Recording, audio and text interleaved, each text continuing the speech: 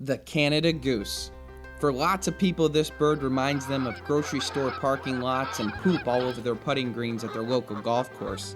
But for some, it reminds them of layout blinds, large shotgun loads, piles of decoys, and a Christmas goose dinner fit for the movie screen. On this trip, Jeff and I are going to enjoy the latter with our buddy Ray Hoodie of Hotshot Outfitters. Ray has access to about 40,000 acres of agriculture fields that right after harvest are a hotbed for geese feeding on the scraps that the combines left behind during harvest. These beans, they're sprouting, good protein, good source of food, and they just come in here every night and feed. Now, geese tend to be pretty consistent with what they do and where they go on a daily basis, especially before migration. So the good news is we are currently in the early season of September in Michigan and have done enough scouting to know where some birds will likely be feeding. We're hoping to be there when hunger calls. Welcome to the Greenway Outdoors.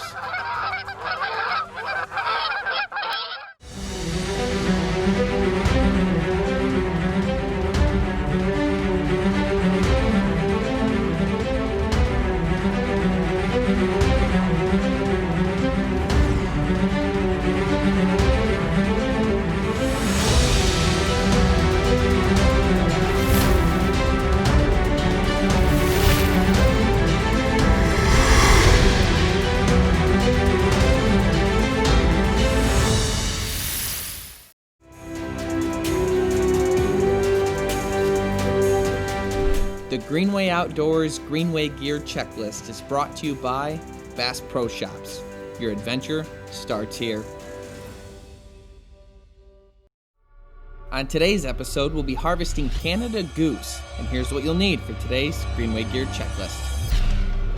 Number 1, the goose call. There are 3 main types: the flute, the short reed, and the long reed. Now, it's widely accepted that flute calls are the easiest for beginners, and I like them because they don't require the use of 2 hands when in a blind. However, I'm sure more experienced goose callers prefer short or long reed calls because they do offer a wider variety of sounds to mimic the geese. Number 2, a layout blind. Think sleeping bag meets camouflage. It's the perfect mix to keep you laying flat, comfortable, and right amongst the decoys without the geese seeing you.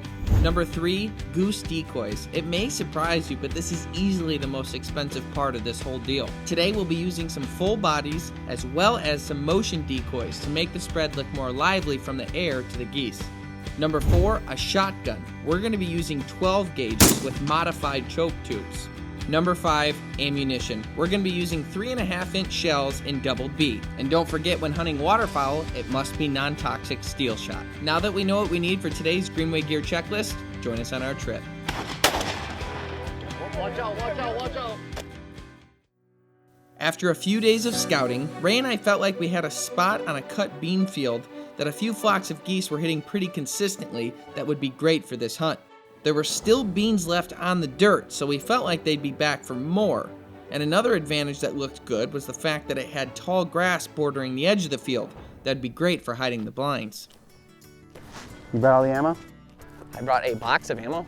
The whole big box, like I said? The whole big box of 25 shells that you brought me. The whole big box that has both of our ammos in it that's got more than 25 shells? Yeah. You'd have been so mad though. I would have been very mad. You would have had no ammo. You used your gift cards to buy it too. Oh. There is always a ton of prep work when it comes to waterfowl hunting. Getting the blinds lined up, the gear situated, and of course, setting up the decoy spread. Decoy spread strategy is one of those controversial topics when it comes to hunters. In a weird way, it kind of reminds me of barbecue sauce. Everyone has their opinion on which sauce is best, but I don't think any of them are really that bad. We opted to go with a large horseshoe-shaped spread. Now, the geese we scouted were coming in groups of 12 to 20 every 20 minutes over a couple-hour period yesterday. And as the flocks trickle in today, they should believe our decoys are their friends that they met up with just 24 hours ago. And the horseshoe is meant to control where the birds land, because they're naturally drawn to the opening. And I think that's because they want to be close to their friends, but don't want to run into them when they're actually landing. See all these beans? I know. You try one, you like them. Come on. Come on, guys, we got birds coming from the west.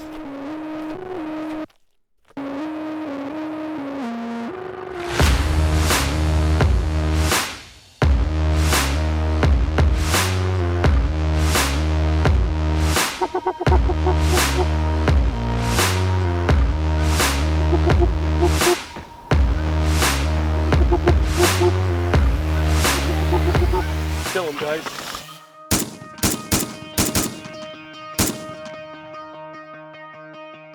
The Greenway Outdoors is brought to you by Ram Trucks, Motor Trend's back-to-back Truck of the Year.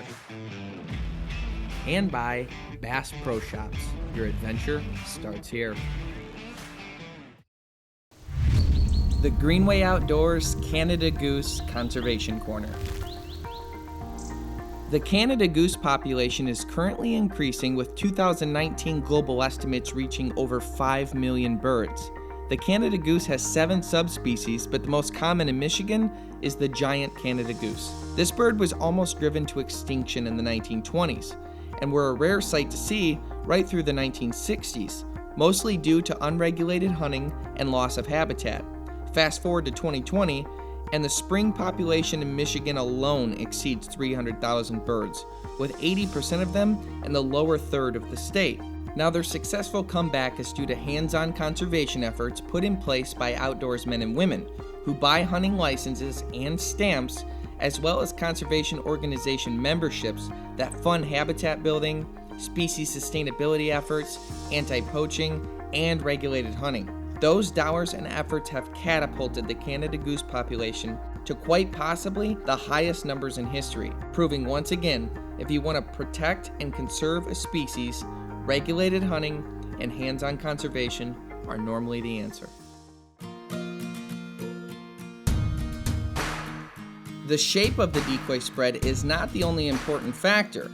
As you know, we went with the horseshoe shape, and like most waterfowl, geese want to land facing into the wind. Now, conventional wisdom says that's probably because it makes it easier for them to land. We have an east wind today, which means we have a wind coming from the east and blowing towards the west. So our opening of our horseshoe will face the west. Think of it almost like a landing strip for the geese. At least we hope it will be.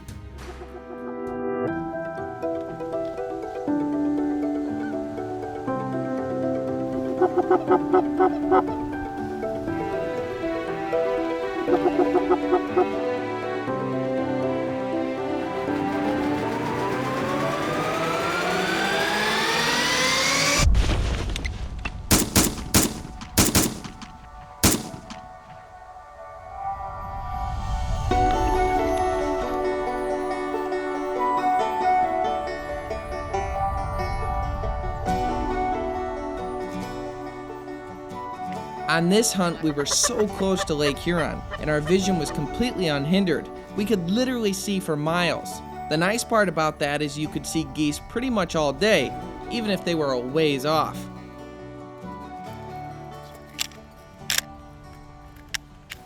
Ray, did you get a haircut? I did, buddy. My 11-year-old son gave me a haircut the other night. Yeah. Can you tell? I can. I Oh, can yeah. tell. He went a little too high in the back, didn't he? I like the straight line up the back. Yeah, the only good thing about a haircut, it'll grow back, right? How'd it come about that you decided to cut your hair? Well, my wife was too busy to cut it, so I just gave it to the clippers and the shavers to my son, and he went to town. And was he mad at you when you did this? He might have been. He might have been. He was going for a military thing, all right? Leave him alone. I failed. I took off the clippers and the shear for him and just gave him the buzz cutters. Oh. Yep. Yep. You're like, there's blood. A lot of it. There's blood on that decoy, actually. That's pretty cool. It only took the doctor 4 hours to sew my ear back on, though. It wasn't too bad. You can't even tell, can you? The geese. Over the right windmill at 1 o'clock. See them?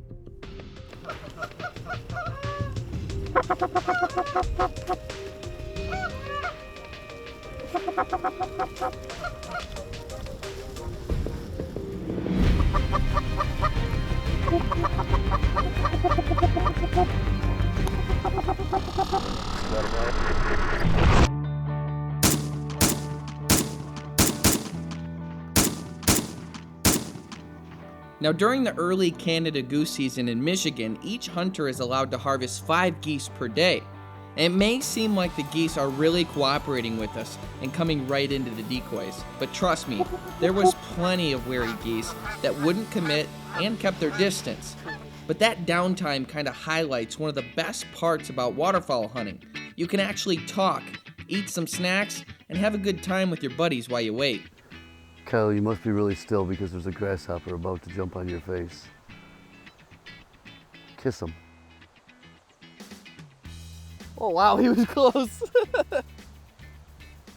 I'm like a frog sometimes. I'll just extra protein. I actually like them with chocolate.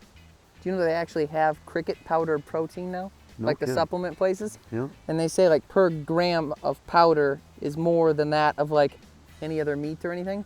But I was thinking about it. For the people that don't like death and the vegetarians and vegans and stuff like that, do you know how many thousands of crickets are getting smashed up to make that powder? That's still life. Like, what is the difference life-wise? You know what I mean? Oh yeah. I think it's worse, especially considering whey protein comes from cheese or milk, and that didn't kill nobody. No. Right, we only got to shoot 1 deer a year to feed us, right? 1 deer a year, Yeah. 1 arrow. That's it. Not a million crickets. The crickets aren't cute, that's why. The crickets aren't cute. They do sing though. They keep me up at night. I heard you snore. Nothing keeps you up at night. The first time I had a goose call placed in my hands, my first thought was, how and when do I use this? Now when it comes to hunting and fishing techniques, I am a jack of all trades but a master of none. Mainly because we do so many outdoor activities that I don't get as much time to dedicate to one tactic over the other. That being said, here are the goose call basics that have worked for me. In a standard flute call, blow into the call saying, to it, it. I use this honk loudly when trying to get the attention of distant geese or when geese start flying away from my decoys. This is often referred to as a comeback call or a hail call when they're far away. Now when geese look committed to my decoys, I'll typically just shut up or slightly blow toot toot toot to hopefully give the geese the last bit of confidence they need to land, or at least get in reasonable shotgun range.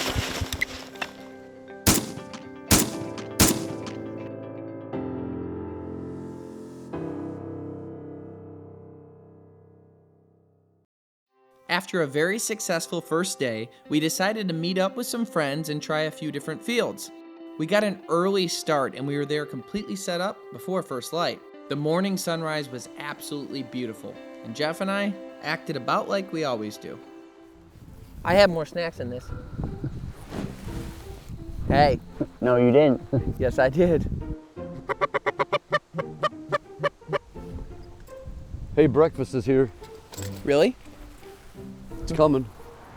Yep. I don't think that was the truck you were expecting. Nope, it wasn't. As you can probably tell, this day started out a little bit slow. We did have 2 birds come in the beginning of legal shooting light, but we didn't see them until they were basically right in our laps. Then we had this group come in that made for an awkward shooting opportunity because they came from behind us. Here they come, right over Teslin's house, guys. Oh, you guys know where Teslin lives? Who here knows where Teslin lives? Coming right at us, guys. Right behind. Oh, I feel like my underwear arm backward.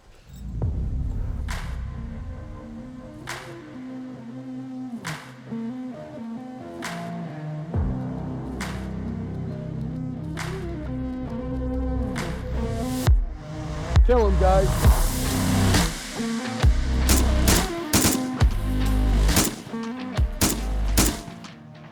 The awkward shooting because the birds came from behind us is likely one of the causes we only harvested 1 bird out of that group. Now, an exciting part of this trip was the big group of hunters, especially the young ones. While gun safety is always important, it becomes even more crucial when you have large groups and kids hunting. One of the many precautions we take is only shooting in front of us. You never want to shoot behind or over anyone simply because you never want the barrel to be aimed in anyone's direction. This may mean some birds get to skirt right past behind us without even shouldering your gun, but safety always comes first. I'm not gonna be killed by a guy that lets a 12-year-old with shears cut his hair. That's what he said. Hey, it was hedge clippers, okay?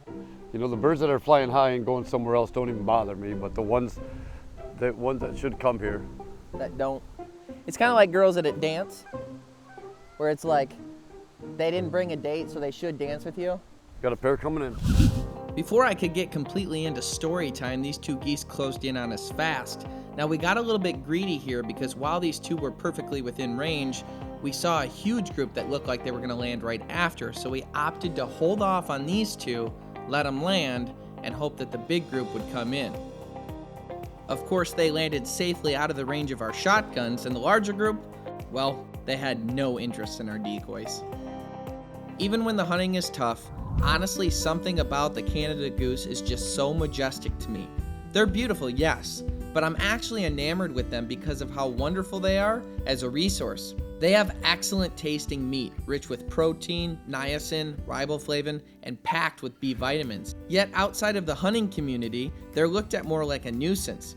Now I can understand they can be a bit of a pest on the golf course, or a pain when they're walking across the street slowly in a single file line while you're trying to get to a meeting you're late for. I get that. I just think if people realized how tasty and healthy they are, and maybe educated themselves on how buying hunting licenses and joining groups like Ducks Unlimited will actually help protect and sustain the species long term, as well as help with human on goose conflict, they'd be more apt to grab a shotgun and go hunting to fix the problem as opposed to stopping at a fast food joint for a burger for lunch. In addition to all those facts, let me remind you, in the early 1900s, it was thought the Canada goose, this precious resource, may actually be extinct. I can only hope that these facts will help change the way people view the Canada goose and inspire a few new waterfowl hunters to not only hunt geese, but help sustain the species.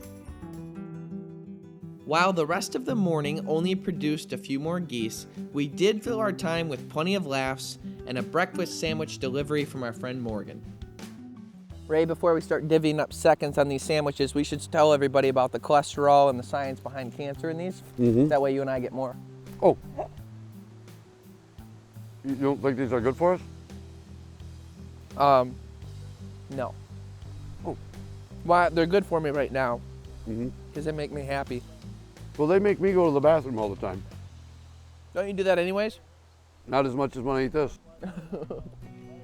On today's episode, we harvested the Canada goose. Laying in my blind during this trip, I got to thinking about migration and instincts, but specifically their origin. Now, not all Canada geese migrate, but those that do travel south in the fall and north in the spring. They leave Canada and the northern US in the fall because their lakes and ponds freeze over and food becomes scarce, so they head down to warmer climates. Then as spring approaches, the instincts tell them to fly back north in order to have babies, and like clockwork, they do it year after year. They certainly don't have a GPS, but their instinctual navigation brings them right on time to their destination. I find myself amazed that they could pull this off, but also find myself wondering why these instincts exist and how they were made. An interesting benefit of almost all bird migration is it forces birds to travel across thousands of miles of land, giving hunters all across North America the opportunity to harvest them. Without these instincts, game birds would only be accessible to small fractions of people in limited areas, and there would only be limited amounts of food for the birds to feed on, which would kill the population numbers. So thanks to the cold in the north and the warmth in the south, and incredible instincts, the goose population can grow in vast numbers and give sustenance to so many people across North America. Me personally, I don't see this as a coincidence, but as a design. And there are thousands of other examples that can be found in nature. Romans chapter 1 says that ever since the creation of the world, God's invisible qualities and divine power can be seen and understood through all the things God has made. And for humans, there's no excuse not to see them.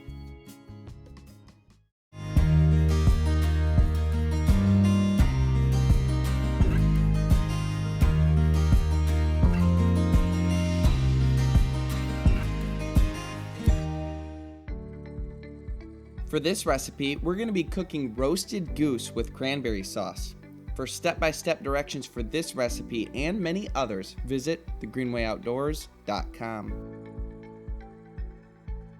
Yeah, it looks like these geese really did get some shot in the breast. Now, luckily we soaked it in salt water overnight. What that'll do is pull the blood out and also make it pretty obvious where the holes are so you can fish out any pellets that might be in there.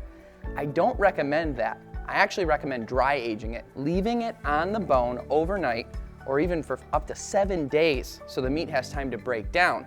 The salt water is good in a pinch because it does pull a lot of the blood out, which actually gives you the game flavor for geese. Until you've soaked it in salt water or dry aged it, you don't know how good goose can be. Now, let's get started on this recipe. Step 1 is to put a medium to large saucepan on the stove at medium heat. Add your 12 ounces of fresh thawed cranberries, orange peels, a half cup of honey, and your tablespoon of rosemary and thyme that are minced well.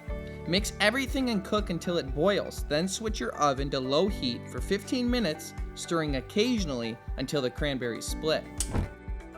While that's finishing up, move over to the goose breasts. Rinse them well after their saltwater bath. Add fresh salt and pepper, and then cover the bottom of a frying pan with oil on medium-high heat. Sear the breasts on both sides for 4 minutes, and then move to a 350-degree oven for 10 more minutes, or until the thickest piece has an internal temperature of 145. Let that stand for 10 minutes, slice, and serve over your beautiful sauce. Looking at this dish, you can't help but think Christmas, but you actually get kind of a citrus aroma from the orange. But man, does this look good. A little cranberry sauce. Wow, that is tasty. I mean, the cranberry sauce brings kind of a sweetness to the meat. It's typical with waterfowl to actually use something sweet, something citrus-based, but the cranberries, what an awesome mix, and it reminds me of the old Christmas story, Christmas Goose, and it really looks like it too.